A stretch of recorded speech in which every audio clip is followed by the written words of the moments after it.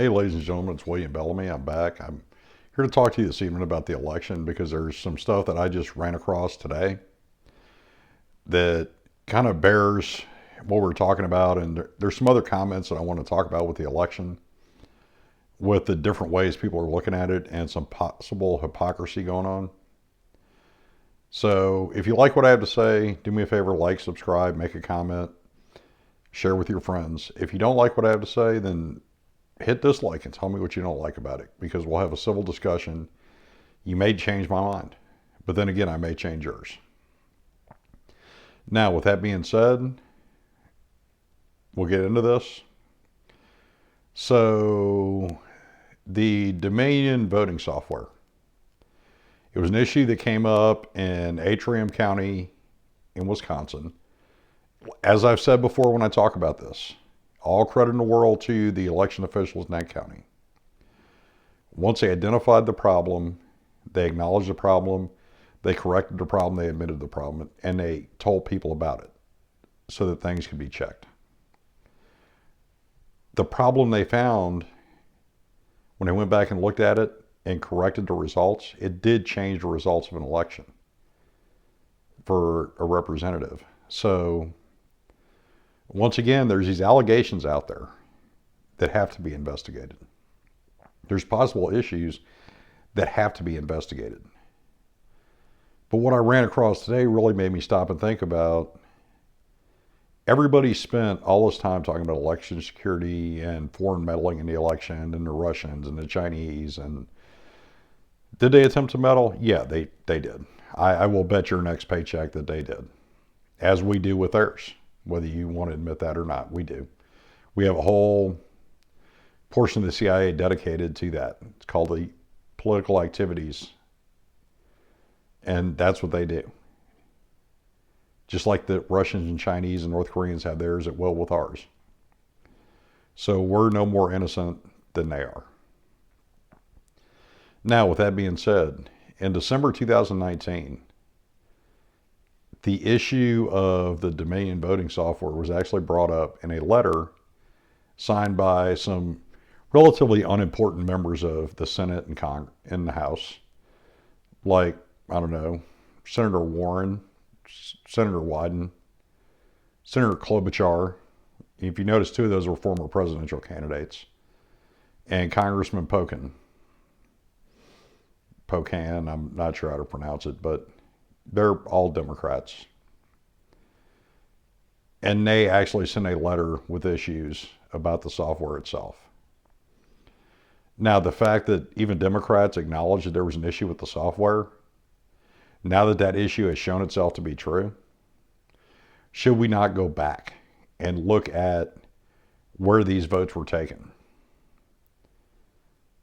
and hand recount these states? This software was used in 28 states. The state of Texas refused to use the software because it could not meet their standards. So what does that say about the quality of the software? Yes, whether it's the federal government, state government, county government, the lowest bidder wins. It's sad to say, but it's true. Now, the fact that an issue has been identified in this election, we rewind back to December, and it was identified by Democrats, some pretty senior and well thought of Democrats, that the issue is out there. Should we not go back and look at this again? Should we not recount these votes to ensure, even if there is no change, because I don't see a major change coming about. As of right now, Joe Biden is the president-elect, if we go with the numbers that we have now. Do I think that will change if we go back and do a recount? I honestly don't think it will. But I think even Democrats, even Joe Biden himself, should want to go back and do this to ensure that there are no questions about the legitimacy of his election. I don't think it's too much to ask for. I think it's what we as the American people deserve. And I think it's what the candidates themselves deserve. That way, come January 20th, there should be no doubt in anyone's mind that the winner standing on that podium was legitimately elected. And if that's too much to ask for our candidates to act that way, then do they really deserve that office? Now, shifting away from that a little bit, everybody's complaining because President Trump will not concede. Well, on one hand, I will say that I would rather have a president that won't ever quit. They will keep fighting until the very last breath. Because what happens when you sit down in front of Kim Jong-il? What happens when you sit down in front of Vladimir Putin? You can't give in. You cannot. You have to be able to fight for the last thing that we want in that negotiation, which is what President Trump is doing now. But going back in time, there was a report in September that came out in a few different articles about a Democrat war game about the election where several senior Democrats, to include Hillary Clinton, said Joe Biden should not concede no matter what. There's even a rumor that there was a thought brought up about California threatening to secede if Trump came out the winner of the election. Now, I'm not for secession. If you go back to my comments in my socialist video, I gave my opinion about a state seceding. But the idea is, even then, the Democrats plan to not concede the election.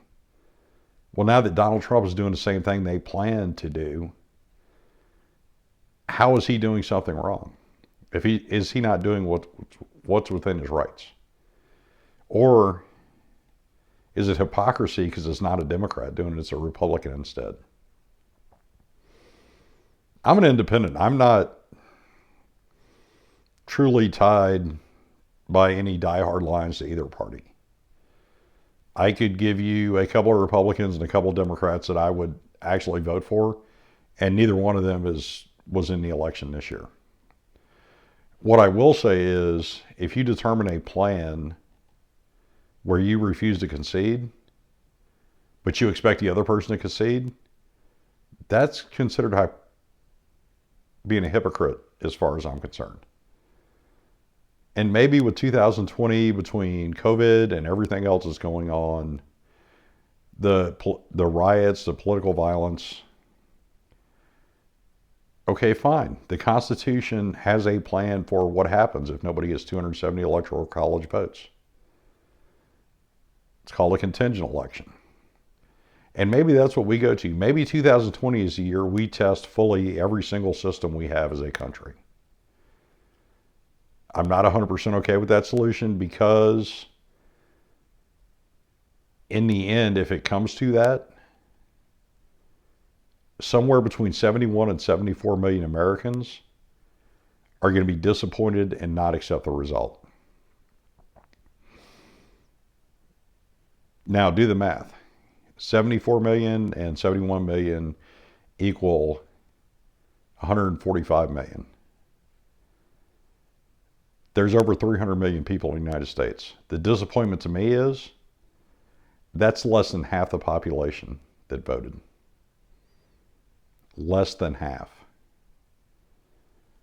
But 3/4 of the population will complain about something the president does or doesn't do. But they couldn't be bothered to fill out a form and put it in the mail. They couldn't be bothered to go to a polling place.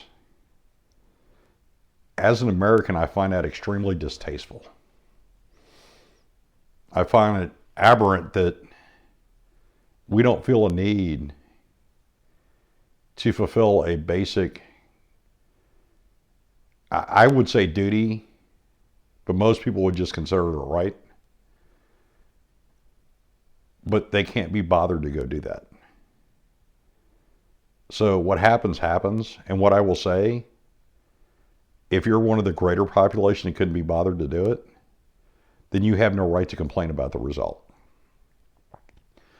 What I will say to the 145 million that did vote, regardless of which way this goes, if it can be proven through the investigations, the allegations,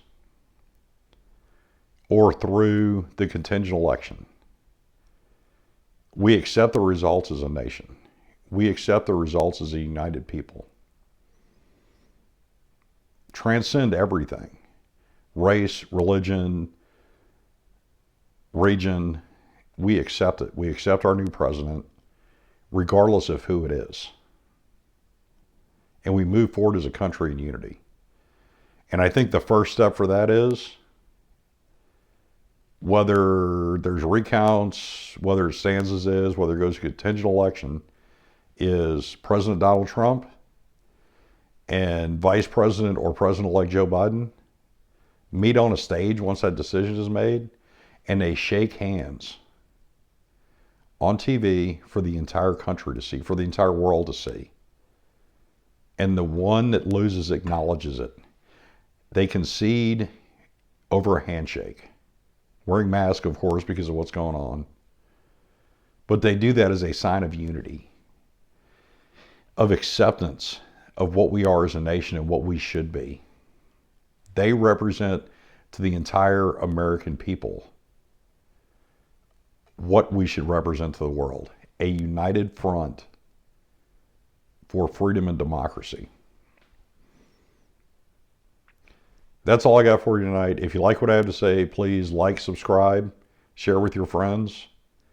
My Patreon is listed. I've got a couple articles that are attached to this that you can take a look at for some of the information I put out. If you dislike what I have to say, then hit dislike and tell me why in the comments. We can have a civil discussion about it.